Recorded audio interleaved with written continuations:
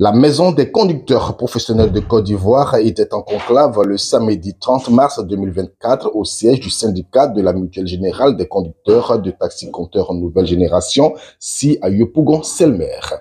Canal Ivoire, voix de la diversité.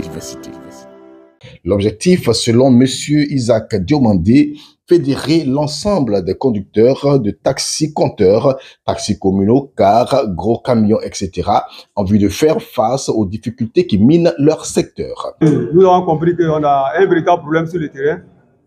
Et il est judicieux qu'on se rencontre pour venir en parler, pour rechercher des solutions aux différents problèmes qui minent notre secteur. D'abord, c'est la prise de contact qui était primordiale. Nous rencontrer physiquement, c'est vrai, on se connaît, mais être dans une salle ou une assise pour voir un peu l'idée des uns et des autres, afin de les ajouter, pour trouver la formule qu'il faut, c'est ce qui était d'abord nécessaire.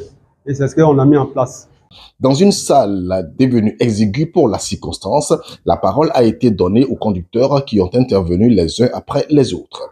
Pour M. Sidibé Idrissa, président de la Mutuelle Générale des taxis-compteurs en nouvelle génération, les droits des conducteurs en Côte d'Ivoire sont piétinés. Il a interpellé les autorités à prendre des mesures idoines pour leur bien-être avant qu'il ne soit trop tard. C'est une doléance auprès de nos autorités et auprès de la justice pour que nous soyons reconnus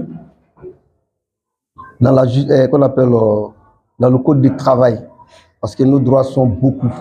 Nous payons le carburant. Les transporteurs n'ont aucune part dans cette histoire de carburant. Et les infractions sont collées aux conducteurs sur le goudron. Les transporteurs ne prennent aucune part et les recettes sont toujours en place. Donc vraiment, nous sommes fatigués. Nous sommes des pères de famille. Nous aussi, nous mettons des enfants à l'école. Nous avons des universitaires que nous payons les scolarités. Donc vraiment, il faut qu'on nous considère pour pouvoir diminuer nos charges. Nous comptons beaucoup sur les gouvernants pour pouvoir s'en occuper de nos préoccupations. Il y a vraiment la répression. Et nous regrettons vraiment la mort personnelle du ministre Ahmed Bakayoko et le départ du commissaire du gouvernement, M. Ange Kessi. Une rencontre fort appréciée par l'ensemble des conducteurs présents. On écoute quelques-uns. Je pense que notre impression vraiment sont bonnes. À cette réunion, c'était déjà une prise de contact. On a vu aujourd'hui que les chauffeurs et les transporteurs sont dévoués vraiment à se mettre ensemble. Nous sommes prêts à faire passer le message aux autres conducteurs qui ne sont pas là. Mais néanmoins aussi, il faut dire que tous ceux qui sont représentés aussi, ils font vraiment la fierté. Voilà, aujourd'hui où nous sommes aujourd'hui, trop c'est trop. Nous avons payé le prix cher. Pourtant aujourd'hui, nous ne sommes pas pris en compte. Donc il faudrait que tout ça, ça cesse.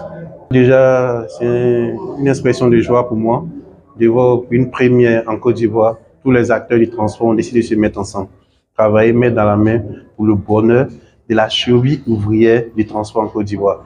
Quand on dit la cheville ouvrière, ce n'est pas le propriétaire des véhicules. Parce qu'aujourd'hui, en Côte d'Ivoire, celui qui est un fonctionnaire, quand il a un peu d'argent, il paye un véhicule, il donne au chauffeur. Les chauffeurs n'ont pas de statut. Donc aujourd'hui, je pense qu'avec cette organisation, les chauffeurs véritablement auront des statuts et ils vont travailler pour être eux-mêmes leurs propres patrons. Je pense que c'est un bon départ pour nous. Il est important que les droits des conducteurs, acteurs majeurs de la mobilité des citoyens, gage de la croissance économique, soient reconsidérés pour le bonheur de tous.